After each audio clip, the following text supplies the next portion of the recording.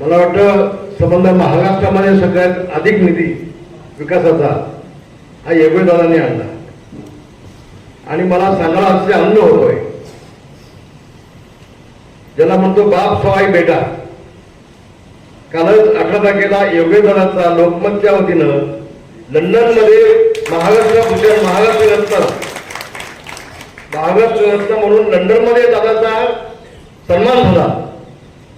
मला खूप आनंद झाला. माझ्या डोळ्यातलं पाणी आलं.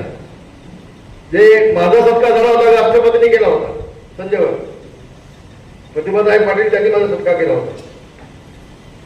पण योगेश दादा ही दुसरी टर्म असताना लोकमतच्या माध्यमातून त्यांचा लंडनमध्ये सत्कार झाला आणि महाराष्ट्र रत्न म्हणून त्यांना पुरस्कार मिळाला.